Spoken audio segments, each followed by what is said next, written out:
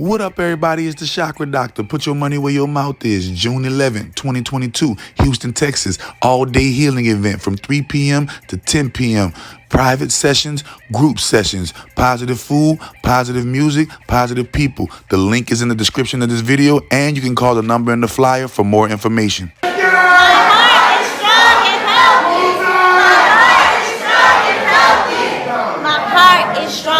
You won't put down. Grab the House of Lazenberry series by author Daniel Webb. Since his controversial interview at the Hip Hop Uncensored podcast, the books can't stay on the shelf. Grab the series, The House of Lazenberry, The House of Lazenberry 1970H, and The House of Lazenberry, A Time to Heal. Link in the description box. Yeah. The power of the friendship, right? Hashtag friendship goals now. You know what I mean? Definitely. How has your overall experience as a Black woman been in Hollywood? We like to take advantage of when we get to speak to the legendary actors and actresses to not only dive into their careers, but dive into their experience dealing with the industry itself. It's real interesting to us. So as a Black woman, how would you say your overall experience has been dealing with this industry, this Hollywood industry, this monster that we know from the outside looking in? Right. Still keep a level of elegance and a smile on your face in life. How was your experience, if you don't mind sharing it with us? It had its moments where it was tough. You know, it's definitely a Shark Tank. It's definitely an industry where there's no apology for the no. You know, if you know what I mean by that, meaning, you know, if you don't get a role, it's not like a lot of times you hear you don't get it, you just don't hear anything. And so you may go into a room and think I killed that shit, and you may have. But for whatever reason, too dark, too light, too short, too tall, whatever reason you don't get the role, you really don't know about it until you hear who did get it. And that can be tough. You know, we're told no more than we're told yes. And even though that's part of being in the industry, for me, it never got easy to be told no so much. You know, I think what helped me, and I go back to the choices again, I think what helped me is, you know, I knew that I would never be a Black actress who was going to be put into a box of the kind of work I wanted to do. I mean, honestly, you know, one of the reasons I didn't do House Party 2 is because I had not yet, I don't think I've even said this to many people. One, I didn't like the script. I have talked about that. I didn't like the script. I didn't like the character development for as much as we did and how successful House Party 1 was. I felt like House Party 2 just wasn't doing us or the storyline that could be. I didn't feel like it was doing us any justice. And so for me, I was kind of like, eh. But again, I was getting offers. I did the first Sister Act right after House Party. There were other offers I was getting, you know, that were amazing. I did a film with Sylvester Stallone right after House Party. So, I mean, I was getting these amazing offers. I did Dying Young with Julia Roberts. So, I mean, I was working with all these A-list actors right after that. So it was easier based on the offers I was getting to not do House Party 2 based on how disappointed I was in the storyline and the character development. But again, choices.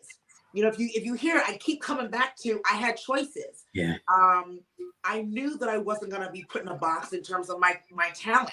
I didn't want to be pigeonholed into the girl from the ghetto, you know, the best friend all the time. I wanted to do white films. I wanted to work with A-list, you know, non-African American talents. I wanted to show my range from drama to comedy to dancing to, you know, I had choices in terms of the talent that I was, and I wanted to make sure that I worked across that talent spectrum.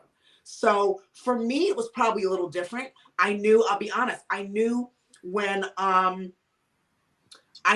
hit 40 that I didn't want to sign in as a name on the audition sheet anymore. I knew that I wanted to do other things to build a brand, to build a reputation.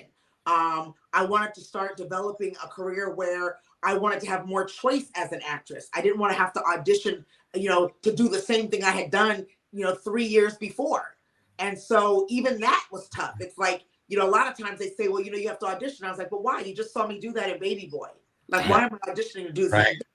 And so while a lot of actresses would do that, I just was like, I'm not doing that. I'm the level talent where make me an offer to do the same thing. Now, if you want me to stand on my head or ride a motorcycle or do some shit that you've never seen me do, that's a little different, and I'm down with that. But I'm not going to audition to do the same thing that I made famous 5 years ago. Yeah. And not with an attitude. That was just my life choice. If you're hearing me, I just was like, I'm not going to do the same thing and audition for the same role. So bottom line is, because I had choices, I crafted a career that has me here now doing a lot of different things I love. Even when I didn't age in the industry, and the industry continued to say, gosh, we want you to play Megan Good's mom, but you look like her sister. And I'm like, well, why not make me her sister then? Right. They're like, well, it's written for her mom. I was like, okay, well, I'm not doing that. I'll play her sister. But, and I turned down a lot of things, and I didn't get hired for a lot of things because I wasn't aging at the time. And so God rest my dad's soul, he was the one, because I was like, the acting is kind of slowing down a little bit because I'm not getting older. He said, yeah, but that's a blessing. Why don't you find something to do where the older you get, the more money you're worth? And that's where a lot of the fitness, better health stuff came from. Because it was like, I'm never going to age out of that. The older I get, the better I look. I mean, that means my paycheck gets bigger. Yep. And so that's where a lot of this came from. So I think my path and my journey was different from a lot of people because of my choices. Right. We interview a lot of actors over the last couple of years. We've been running the show, and we get a lot of different responses when we ask about the black male wearing a dress. If you can, people like, obviously you got a relationship with these people, Martin, Jamie Foxx. It seems to us on the outside looking in that a lot of black actors, have been made to put on dresses. What's your, feeling on that in Hollywood? How do you feel about black male actors wearing dresses in abundance, it seems like, to us on the outside looking in? Well, just so that I understand what you're saying, you mean in roles that they've played?